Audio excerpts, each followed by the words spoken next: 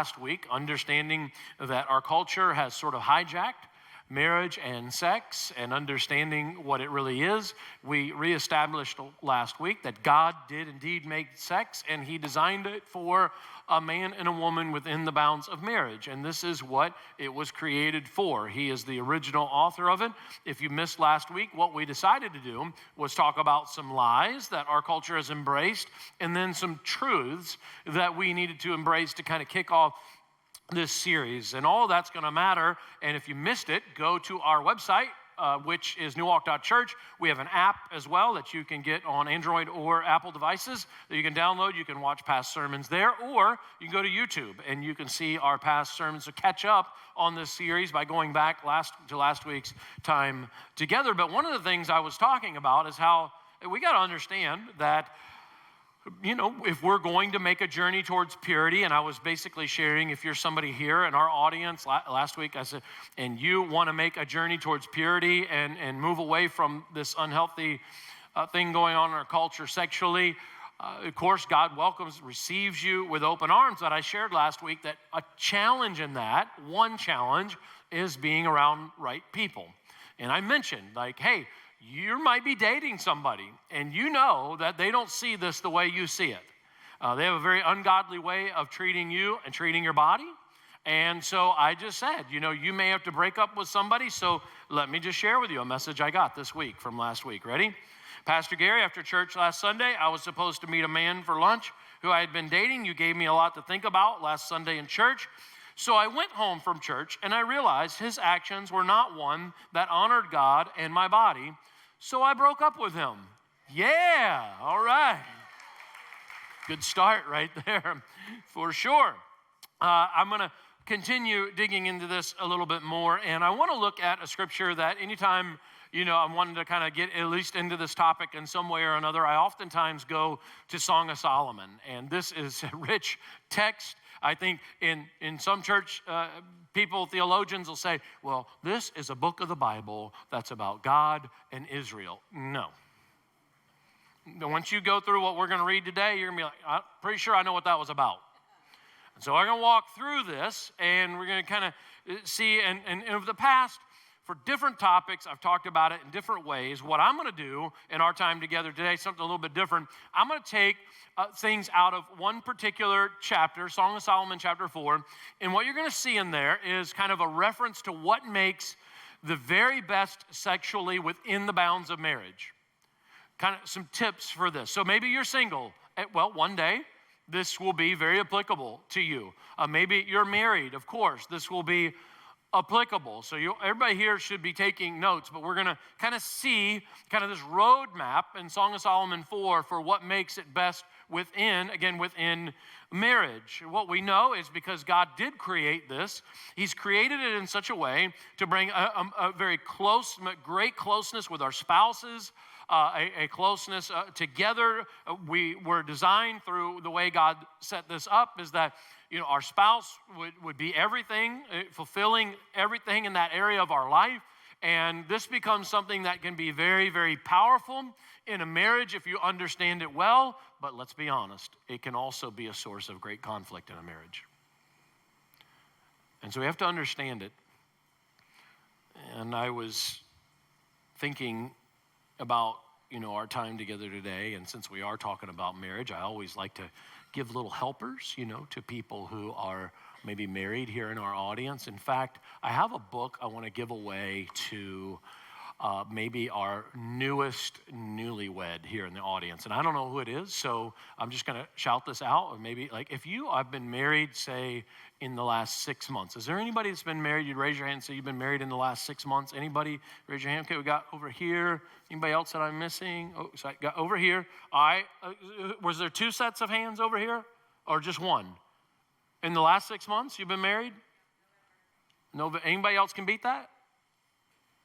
Oh, no. All right, so I have a book. If somebody can walk that over there, I don't know, Lee, if you can give that to her, that'd be great over there. Congratulations. There you go. Guess what I'm giving her? A book on sex and marriage. Yeah, she's going to need to know about that, both of them. I have another book I want to give away to maybe somebody who's been married the longest? So let's find out. Is there anybody in our audience who's been married 50 years? Okay, first of all, 50 years? 50? Wow.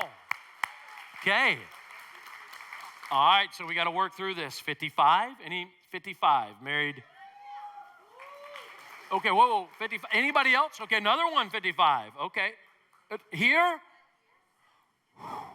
56. 57. 58. Yeah, 59. 60. We're down to one? How many? Huh? Okay, and 60. How many years total? 67 years, y'all. Yeah, that's awesome. That's awesome. All right. Would y'all send this book back to them as well? Thank you for that. And guess what I have for them? A book on marriage and sex. That's right. Because you know what? It doesn't matter how long we've been married, we got to be paying attention to this stuff. And so we're going to walk through this together. Let me just kind of help us go back and understand just the richness of the way God made this. Let me take you to, if we study historical writings about marriage, going back to Old Testament times and how God set all of this up. If I could just bring you to the place of seeing this here visually. First of all, imagine the ceremony. History tells us this is kind of how it went down. All right? So the husband and the wife would be facing the priest, and so you could it was very similar to what we have now, right? We have the groom, often he'd be over here on the right, if we're facing the priest, and the bride be over here on the left from the audience view, and we would see the priest there. They would approach the priest, and something interesting, I mean, this is a special occasion, and so something that was a part of that is oftentimes you would see that the groom would have a sword on his hip during the ceremony. And there's a symbolism to that, but a reality as well. He would wear the sword to fend off any enemies that were trying to wreck the ceremony. And so he's like, yeah, if you get near my bride-to-be, I'm going to cut you. Basically, is like, I got the sword right here. But there's a symbolism as well. And the symbolism was, I'm a defender of my family. Not just physically, but spiritually as well. Like, I'm the leader, and I'm going to fight for this thing. They would turn, very similarly, when the ceremony was over, they would turn towards the audience. And they would be arm in arm, like we might do today. Now, this would put the groom in a very different positioning, because now his arm that might be used for the sword, for protection, is now in unity with the bride. And as they faced the crowd, it would now be, okay, he's a little defenseless because his arm is taken. But as he faces the crowd, the new symbolism is, hey, the crowd's got you now. The families that are there, the unity of the marriage and the husband and the wife, like their families there, and what they would say is, you know what, we're here to fight for your marriage. We're here to fend off the enemy as well. And so the families would join together, and their job would be, they're praying for this couple from now on.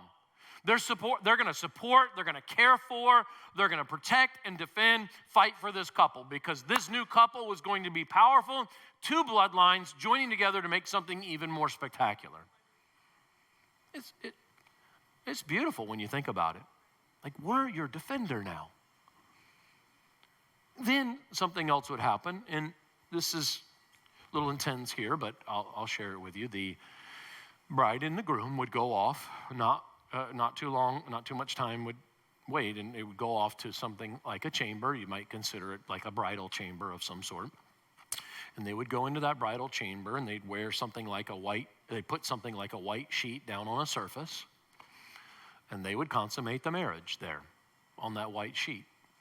And because the woman was a virgin, blood would shed onto that white sheet, and it would spill there. And then they would take the white sheet, all right, after that was finished, they would take the white sheet and hang it out the window so everybody could see, and they would cheer. Aren't you glad we don't do that anymore? Woo! Oh, my goodness. And then a 7-day party would start. That'd be kind of good. I'm just sharing with you the richness of this. You can get just a little bit of history here. It's powerful. I'm going to read some text that supports all of that I just shared with you. And as a matter of fact, there's a guy who does a commentary, and he said this about the scriptures we're going to be looking at today. Here's what he said. These passages are not suitable for reading in church, and Scripture Union wisely omits them from the family readings. What he's saying is here, like, this is some juicy stuff. And I don't know if we should share it in church. And I think my response to that is, no, we should. Because for a long time, maybe we were just immature. I don't know.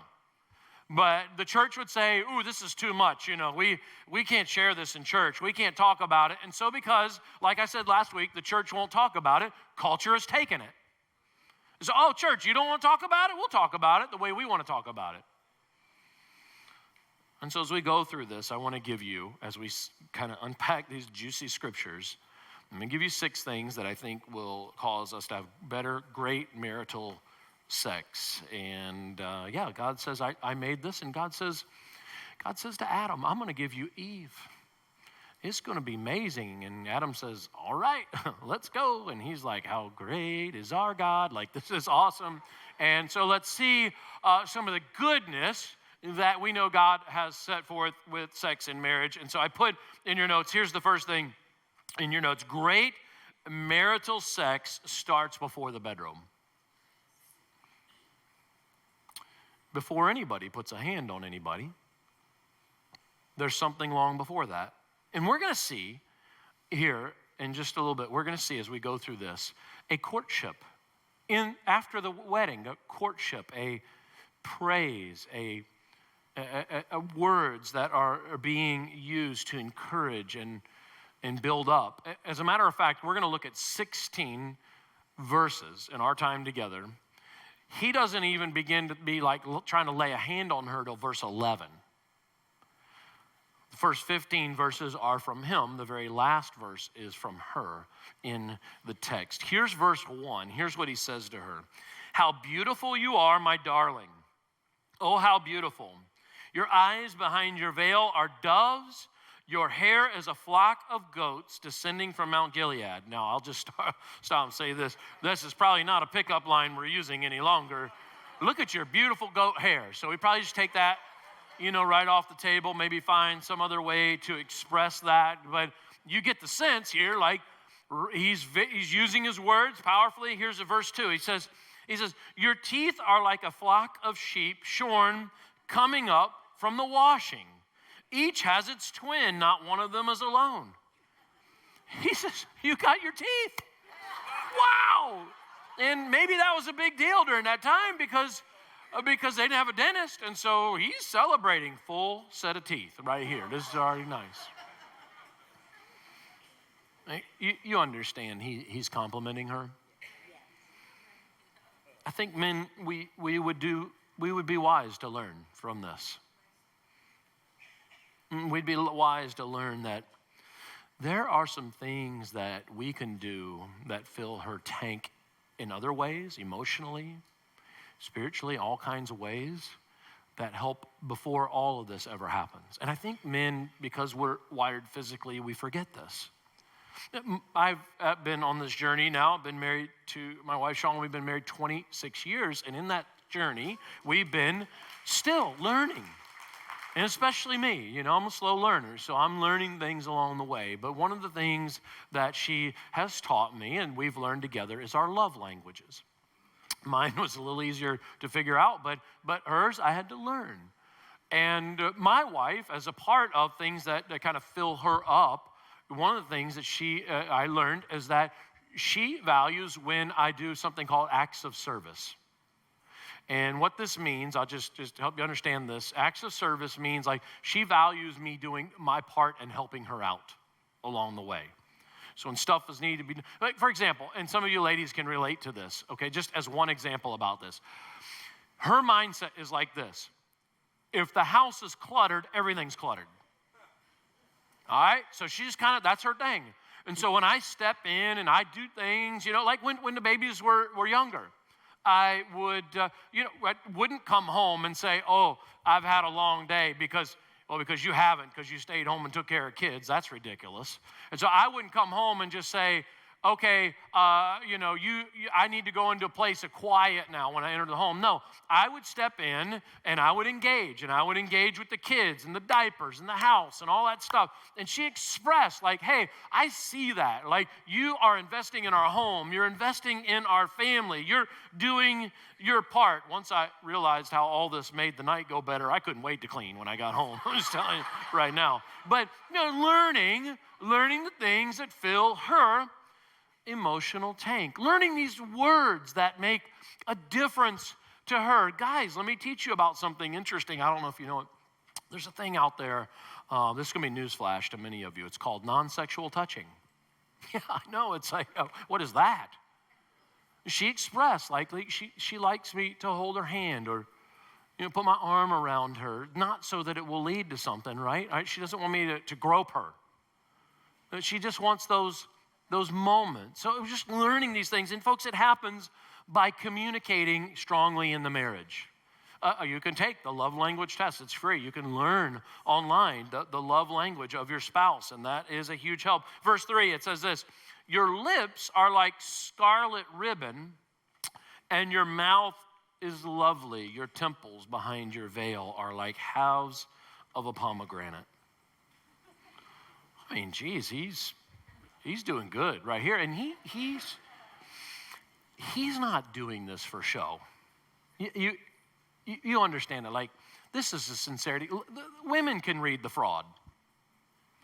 You come walk home from the end of the day, and the first thing you do, you walk in the house, hey, baby. Like, she says, come on, this is not going to do it. Like, they understand when it's real. They understand when it's a part of the journey of learning and growing together. And so we're learning this about what it is that causes romance to happen before the romance, the things that make a difference inside the home. Of course, we want to do the things, before the bedroom that we want to look good. We want to look good for our spouses. We want to try to take care of ourselves and do this.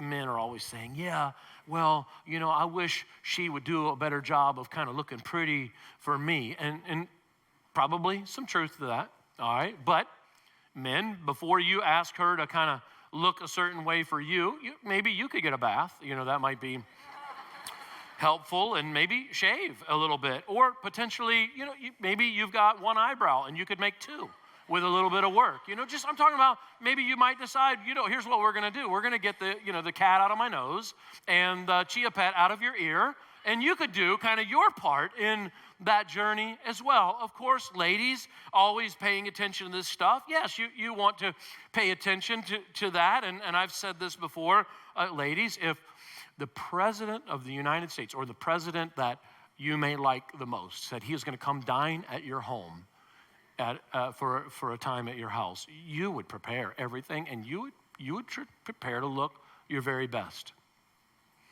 Ladies, he's more than the President of the United States. He's your husband. And so you're doing your part as well. And so, ladies, that you might have to shave your legs. I'm just saying, like, I don't know, you might have to shave your pits, or if you don't like shaving your pits, maybe some pigtails under there, kind of look pretty nice as well. But you're caring about doing what you need to do. Now, here's the second thing in your notes. You want to embrace the fact that great marital sex is tender. Is tender.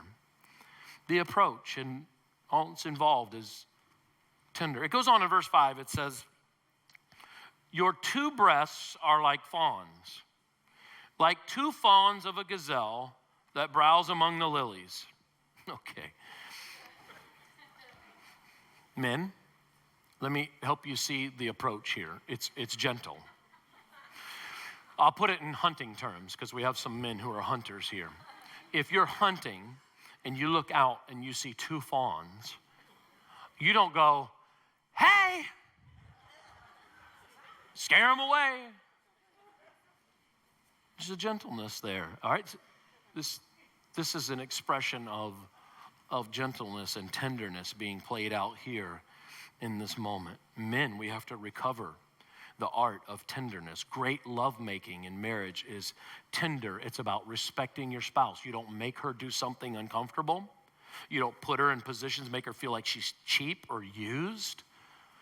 Communication and all of this is important as well. It should be tender. Here's the third thing I put in your notes. It should be passionate. Great marital sex is passionate. Absolutely. In verse 6, it goes on, it says, until the day breaks and the shadows flee. Listen to this guy. He's all night long. Woo! I will go to the mountain of myrrh and to the hill of incense. I cannot even just tell you what that is. Let's just move on. But let's just look at the heart of this scripture right here. It's one of passion. There's a history in the church and even history in general that would say to you, the reason that we have sex is because we procreate. And I'm sure there's some truth to this, but God gave us sex within marriage beyond just procreation. It's to be something passionate and happening. It goes beyond just having children, right? Because there comes a time in our age where we don't have children anymore, but we don't stop. It's because God gave this to be something as a gift for humanity, for men and for women. And yet we understand, like, okay, maybe we're newlyweds and we have that passion, but I think all of us in this room understand that there could be a drifting from that passion over time. And how does that happen? It's pretty simple. We get busy, and we have kids, and we got bills, and we got a mortgage, and we got to work, and we got to do other things. And then all of a sudden we come home and we're tired, and the next day builds on the next day. And over time, life just happens to the point where we've stopped romancing. We've stopped caring about her or him, and the compliments stop, and then other things begin to stop. Told our church many, many years ago that Sean and I, we had to be intentional about a lot of things, and especially times physically as well. When our kids were younger, I shared this many years ago, all right, if Barney would last 30 minutes, it's like, okay, put the kids in front of Barney, and we're going to go somewhere else. You understand what I'm saying, right? I don't know if some of you understand this. And so this worked. Of course, it got a little messy for me one time. We were at Best Buy, and there was 20 screens, and Barney was on. And I got really confused about the moment. I'm like, I'm not sure what we should be doing right here. But I'm talking about, hey, we have to fight for these things in the marriage. Here's the fourth thing. Great marital sex is built on absolute trust. Trust. It really is, isn't it? This is probably one of the greatest struggles in the bedroom because of so much broken trust. Where there's full trust, there's full intimacy. And where there's full intimacy, this is where you get the very best in marriage and with sex in marriage. And God has made this to be something so powerful. You look at verse 7 and you see it right here. It says, all beautiful you are, my darling. There is no flaw in you. What's he doing right here? He's using words. He's revealing security to her. He's sharing he's building that into her. In Song of Solomon chapter 1, she reveals that she feels some kind of way about her skin, because she's been exposed to the sun and it's dried and damaged her skin. And so she expresses that. Here we are in chapter 4, and they're in this setting, and he says, you are beautiful just the way God made you. And when a woman understands that you feel that way about her, it's a game changer. When you can express to her, I want to reassure you, there is nothing I would change about you. It's powerful because, guys, we got to understand, we're in a culture today where women are constantly comparing themselves to other women. And what do they look like, and what do they look like? And then they try to become what other women are. And when we speak that security into them, it causes them to understand, you know what? I don't have to compromise. I don't have to do okay, I can be comfortable in the skin and way God has made me. Ladies, men need that security, and especially I'm talking about words right now. Men can get insecure. In fact, I'll just say this, and no man wants to agree with this probably, or many might not. Men are emotional about this stuff when it comes to sex. There's a man right now. No, I'm not. It's all physical. I said last week, I can prove it that it's not physical, and I did some stuff. It's not just physical, and we talked about, gave an example last week, and so I won't do that. But here's how I can prove that sex is emotional for men. If you're married and your wife rejects you multiple times, you get emotional about it. You just do. I know you don't want it, but you do. And ladies, if you use the wrong words towards him, it affects him emotionally. It deep as well. And it sets him off in a different way. And so we understand, like we're paying attention to our words, and in the marriage, words matter, ladies. I know you might think that there's something unusual about him, that must be really sick because he likes sex a lot. No, he's wired that way. And it's important for these conversations and things to be happening as we work through things, because ladies, you were made to be you are his only place he goes to for sexual fulfillment. You are made for, like that's part of something that's important in the marriage. His focus shouldn't be on any other woman, it's you. And it was meant for that. And so it's important to make sure, again, conversations, healthy conversations as a part of this. What ends up happening in our culture today is married people drift from this, and there become cracks in the foundation. And he goes to work or she goes to work, and attention is given, and things begin to happen. And it's just one way. There are many ways, but it's one way the enemy gets in and starts doing some stuff and gets involved. Communication, I've talked about that several times. Sometimes we go through seasons of life where our bodies are changing. And we have to talk through it, because we don't want to portray complete rejection. We have conversations about things. And a lot of times when these changes are happening, people aren't talking and explaining and sharing together. One of the things that we see, whether it's sex or so many other things that couples fail to communicate, leads to kind of struggles in marriage. And whether it's, again, what we're talking about here or other things, our church always wants to come alongside you and say, how can we help in the marriage? We have a little gathering we do on Friday nights. It's called Re-Engage. And this is for married couples. And I shared last week that they just started, and they're like, we have room for several more couples. Pastor Gary, can you share from the stage that Re-Engage is happening? I want to do it again here, because they said we'll hold off like one more week. Last week, 12 couples said they were interested, 2 showed up. I'll put it out there again. If you're interested in Re-Engage, here's what you can do. You write Re-Engage on the back of that little Connect card you got when you came in. Circle it, drop it in the bucket, and say, we need some help in our marriage. Or we have people that go to Re-Engage that just want to strengthen their marriage. We have newlyweds that go there and want to get some more foundations for their marriage. It's open for anybody in any area of marriage, but maybe that's something you and your spouse need to take advantage of. If you also want more information, you can go to the Connect table. On your way out on the left-hand side of the hallway, right out there's this long table, and there's a place there where you can get more information about Re-Engage. Or again, put it on your Connect card, and we'll get in touch with you this week. Trust is huge. Guys, when a woman can't trust us, she holds back. Guys, when you look at porn, it affects her. When you say hurtful things about how she looks, it affects her trust in you. It's huge. When you abuse her verbally, physically, emotionally, it affects this stuff.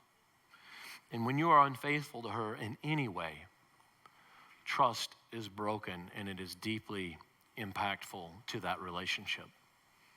And on top of it all, the times where she's been damaged and broken from previous men in her life, and how that's affected her as well. So we're remembering that trust is a key piece to this. Here's the 5th thing. We need to understand that great marital sex is sensuous In verse 9, it goes on and says this: "You've stolen my heart, my sister, my bride." This is a reference to the unity now of the new family. This is a reference to we are with God. We are together now as a couple. And so he says, "You've stolen my heart with one glance of your eyes." He says, "With one jewel of your necklace. How delightful is your love, my sister, my bride. How much more pleasing is your love than wine, the fragrance of your perfume, than any spice. Your lips drop sweetness as the honeycomb, my bride. Milk and honey are under your tongue." I need a drink of water after that. Wow. This guy's smooth. And it's real. And some of you men are like, "Well, I can't talk like that, Pastor Gary. I ain't no Romeo." Well, you married Juliet. And you need to know that she cares about right words. She cares about the sensuous things, or she at least cares that you see her the right way. Sometimes, if we're not careful, we can mess up those opportunities to really build that sensuous part into the relationship. I remember one time, I planned on taking Sean out for a little date, and we trying to set it all up. And of course, as a man, I've got this night planned where, we're going to leave the house at 6, and we'll be here at this place at this time. We'll be at this place at this time. And so I got the evening kind of planned out. And, I get ready, and get ready pretty quick, because that's what guys do. And so I'm ready, and I'm out in the living room, and I'm sitting there, and I'm waiting, and I knew we had to leave at 6, and it's way past 6, and she's still in the bathroom getting ready. And so here's what I hollered out: "Hey, what's taking you so long in there? We got to go." Like, oh, geez. Before I just remind you how stupid that was, here's what was hurtful. The next words out of her mouth: "I was just trying to look beautiful for you."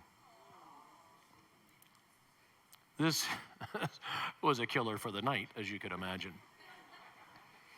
And as a part of this journey together, we see, again, we've talked about words, we're talking about actions, we're talking about times where we have to care, and times where we take the steps to go the extra mile with the language we use and the things that we try to accomplish. There are people right here now. You say, "Pastor Gary, I would really love to have date nights, but we don't have no money."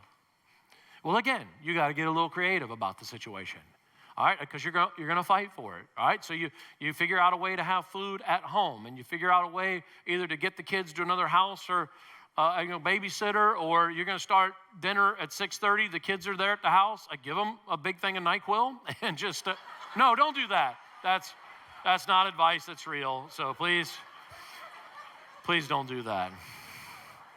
But I'm talking about figuring it out, guys, figuring out how we can have these opportunities together. And ladies, because he's visual and because he cares about things, again, I mentioned this earlier, you're doing your part. I don't know if any of you remember a character many, many, many years ago, and his name was Gomer Pyle. Does anybody remember Gomer Pyle?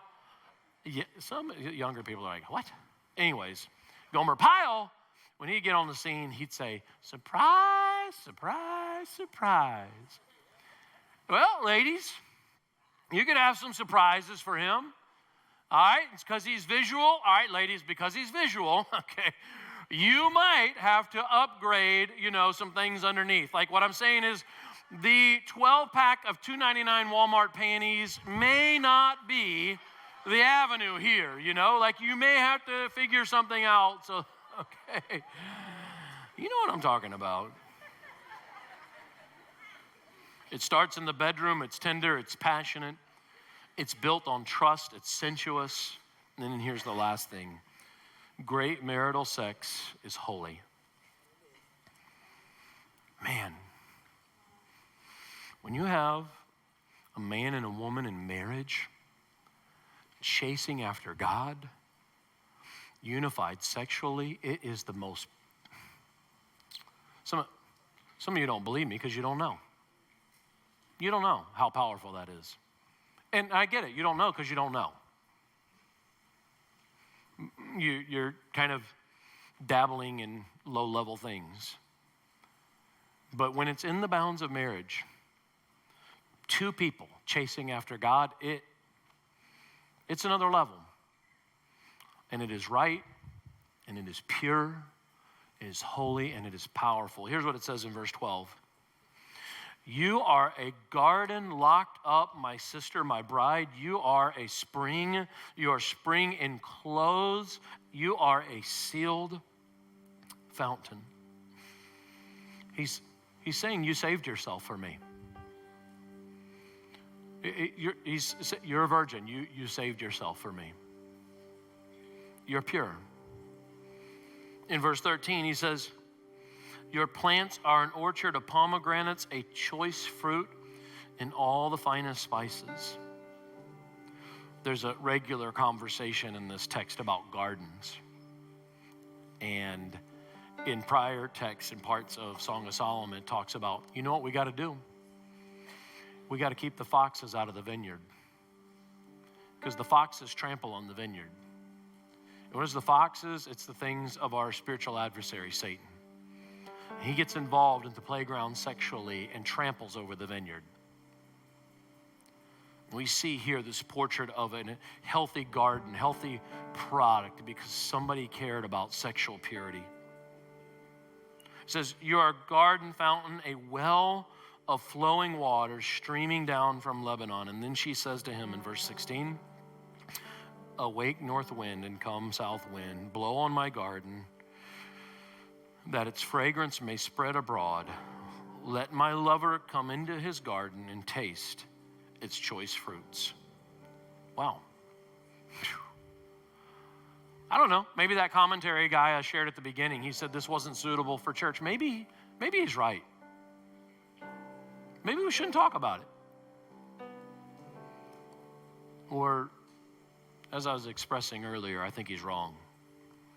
We should talk about it and know these things and learn these things, rebuild these things in our marriage. I want to speak to a people here who maybe this is just as I shared last week, that there's something missing in this area of purity in your life. Like you messed this up a long time ago, maybe. Let me take you back to that scene that I shared with you at the very beginning about the marriage and how that blood was spilled on that white sheet. That signified a covenant and a union, a holy union together in marriage. See, here's the thing. 2,000 years ago, Jesus Christ went to the cross and spilled blood for a new covenant, for a new union between God and humanity, to bring us together, to cause us to be one together with God.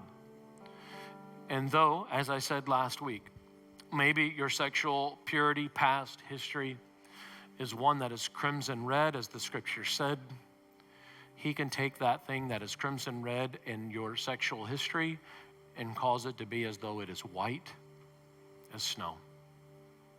And this is where we lean in to our Creator and say, God, I admit that I have missed this in my life.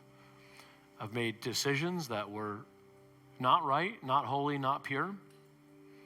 And God, I'm ready to turn to your way in my life. And I've watched as people have embraced that new covenant with Jesus and they've been on a path of purity for years, as I said last week, for years to go into marriage, or they've embraced some fact that they had some infidelity in their marriage, but have healed and resealed their marriage through purity and following Jesus. And it happens in this church, and I've watched it over and over. So it's real.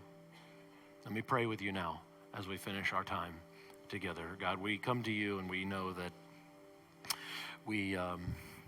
just right now, there are believers. There are people in this audience who, again, they're maybe even married and they know there's a struggle going on here in their life. God calls us out to confess to him, to admit, confession, that's what that is. God, I have messed this up. I am messing this up. I've made some mistakes. Maybe you're not married.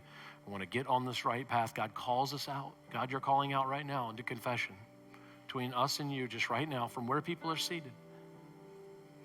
But we know it's more than confession.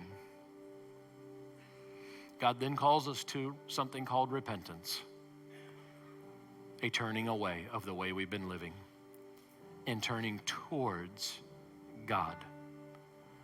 So I pray right now, if you're a believer, he's calling you out, you're admitting, and you're saying, God, now with your power and your strength and your forgiveness, I move towards you to live differently. I'm going to begin that journey of right living sexually today, Lord. Maybe you're not a believer. You're kind of wallowing in that sin, separated from God.